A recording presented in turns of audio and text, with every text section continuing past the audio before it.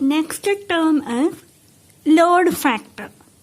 Actually, this load factor is a measure of how well we utilize the electrical energy. നമ്മൾ കൊടുക്കുന്ന electrical energy customers maximum utilise ചെയ്യപ്പെടുന്നുണ്ടോ അല്ലെങ്കിൽ എന്തുമാത്രം എഫക്റ്റീവായി utilise ചെയ്യുന്നു എന്ന് കാണിക്കുന്ന ഒരു ടേമാണ് load factor.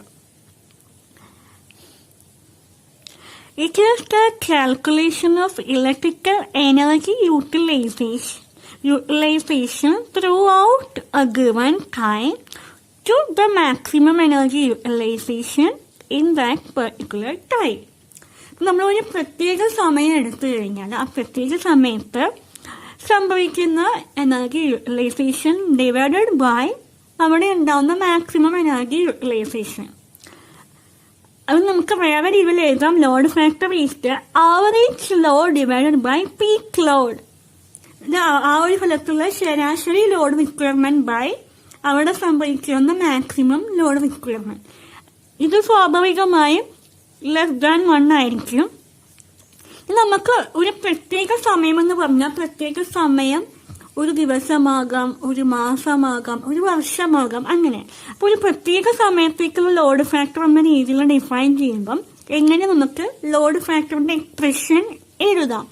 Load factor is equal to energy consumed in a given period of time divided by maximum demand in two hours of operation in that period.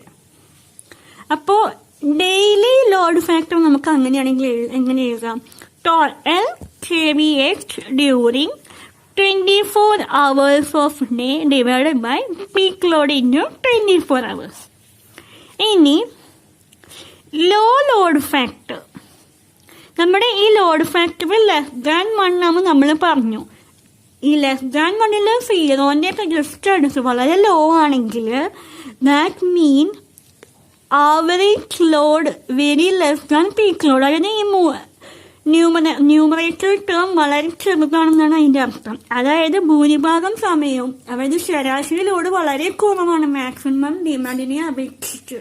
ഇപ്പൊ മാക്സിമം ഡിമാൻഡ് വരുന്ന സമയത്ത് മാത്രം വലിയ റിക്വയർമെന്റും ബാക്കി മിക്ക സമയത്തും റിക്വയർമെന്റേ ഇല്ലാത്തൊരവസ്ഥയാണത്. സോ കപ്പാസിറ്റി, നമ്മുടെ generator capacity is sitting inactive for long time which imposes high expenses on the system. അപ്പം നമ്മുടെ ജനറേറ്റർ കപ്പാസിറ്റിക്ക് ഭൂരിഭാഗം സമയം അതിന്റെ ഫുൾ ഇതിലേക്ക് എത്താൻ പറ്റുന്നില്ല. ഭൂരിഭാഗം സമയത്ത് ഇനാക്റ്റീവാണ്.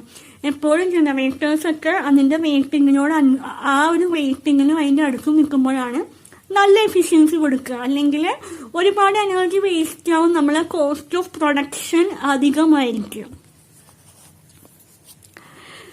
ഹയർ ദ ലോഡ് ഫാക്ടർ <1 തന്നെയാണെങ്കിലും ഒരു 0.75 മുകളിലാണെങ്കിൽ lesser will be the cost per unit generator. നമ്മൾ ജനറേറ്റർ അതിന്റെ കപ്പാസിറ്റിക്ക് അടുത്ത് വർക്ക് ചെയ്യാൻ സാധിക്കും.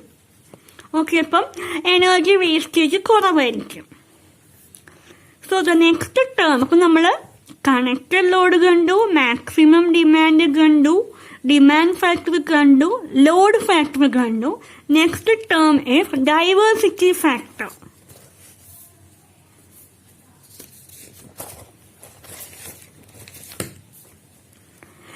സോ ഡൈവേഴ്സിറ്റി ഫാക്ടർ പേര് കേൾക്കുമ്പോൾ തന്നെ it is related with diversity.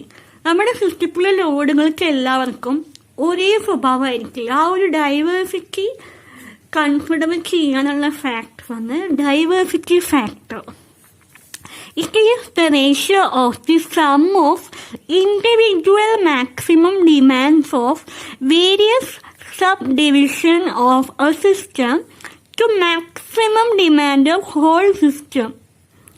നമ്മുടെ സിസ്റ്റത്തിന് നമുക്ക് പലതായിട്ട് കാറ്റഗറൈസ് ചെയ്യാം. അതിൽ ഓരോ കാറ്റഗറിയുടെ മാക്സിമം ഡിമാൻഡ് സം ചെയ്തിട്ട് മൊത്തം മാക്സിമം ഡിമാൻഡ് കൊണ്ട് ഡിവൈഡ് ചെയ്താൽ അതാണ് diversity factor. For example, consider a substation. നമ്മുടെ ആ സബ്സ്റ്റേഷൻ സപ്ലൈ കൊടുക്കുന്നത് 3 വ്യത്യസ്ത ലോഡുകൾക്കാണ്. ഒന്ന് domestic load, 2 commercial load, 3 industrial load.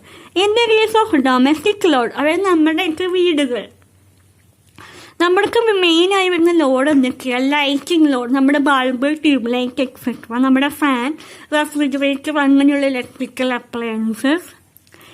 നമുക്ക് മെയിനായിട്ട് മാക്സിമം ഡിമാൻഡ് സംഭവിക്കുന്നത് മെയിനായിട്ട് ഈവനിങ്ങിലായിരിക്കും. Then what about commercial load? ഇവർക്കെന്നും പറഞ്ഞാൽ നമ്മൾ കാണുന്ന സാധാരണ തുണിക്കടകൾ, ടെക്സ്റ്റൈൽ ഷോപ്പുകൾ, റെസ്റ്റോറൻറ്റുകൾ, അങ്ങനത്തെ അവർക്കും വേണ്ടത് ലൈറ്റിങ്ങും ബാക്കി സ്റ്റോറുകളിലേക്കും കടകളിലേക്കും ആവശ്യമുള്ള ബാക്കി AC അങ്ങനത്തെ ഇലക്ട്രിക്കൽ അപ്ലയൻസും. അവർക്ക് ഇപ്പോൾ ഒരു തുണിക്കടയൊക്കെ ആണെങ്കിൽ, അങ്ങനത്തെ കടകളൊക്കെ ആണെങ്കിൽ മാക്സിമം ഡിമാൻഡ് സംഭവിക്കുക ഡേ ടൈമിലും മാക്സിമം ഈവനിങ്ങിനോട് അടുപ്പിക്കും. ഈ രാത്രി ഒന്നും അവർ വർക്ക് ചെയ്യില്ല കടകളൊന്നും. എന്നാൽ ഇൻഡസ്ട്രിയൽ ലോഡുകൾ എന്ന് വെച്ചാൽ ഹെവി ഇൻഡസ്ട്രിയൽ മെഷീനറി ആണ്. അവർക്ക് ഒരു ഡേ ടൈം ആയിരിക്കും വർക്കിംഗ് എങ്കിൽ ഡേ ടൈമിൽ തന്നെയായിരിക്കും അവരുടെ മാക്സിമം ഡിമാൻഡ്. അപ്പം ഈ 3 കാറ്റഗറി ലോഡ്സിൻ്റെയും മാക്സിമം ഡിമാൻഡുകൾ സംഭവിക്കുന്നത് വേറെ വേറെ സമയത്തായിരിക്കും. അതേപോലെ അവരെയൊക്കെ ലോഡുകളും വ്യത്യസ്തമായിരിക്കും. സോ ഇവിടെ ഡൈവേഴ്സിറ്റി കാണുന്നില്ലേ? They are very much diverse in their character. So ഈ കേസിൽ നമ്മൾ എങ്ങനെയാണ് കണ്ടുപിടിക്കുക? Diversity factor sum of individual maximum demand. ഇവരുടെ ഓരോരുത്തരും ഇൻഡിവിജ്വൽ ഇയാളുടെ മാക്സിമം ഡിമാൻഡ് എത്രയാണെന്ന് എടുക്കും, ഇയാളുടെ എടുക്കും എന്ന് സം ചെയ്യും. എന്നിട്ടോ ഇവർ 3 പേരും ഒരുമിച്ചാണ് വർക്ക് ചെയ്യുന്നത്. പക്ഷേ അല്ലേ, ഇവർ 3 പേരും കമ്പൈൻഡ് ആയിട്ട് വർക്ക് ചെയ്യുമ്പോൾ മൊത്തത്തിൽ എത്ര മാക്സിമം ഡിമാൻഡ് വരുന്നു? Maximum demand of the whole system. ഇതാണ് ഡൈവേഴ്സിറ്റി ഫാക്ടർ. അപ്പോൾ ഇവരെ 3 പേരെ മാക്സിമം ഡിമാൻഡ് ഒരു സമയത്ത് വരണമെന്നൊന്നും യാതൊരു നിർബന്ധവും ഇല്ല. ആ ഒരു ഡൈവേഴ്സിറ്റിയാണ് നമ്മൾ ഈ ഒരു ഡൈവേഴ്സിറ്റി ഫാക്ടറിൽ മെയിനായിട്ട് കൺസിഡർ ചെയ്യാം.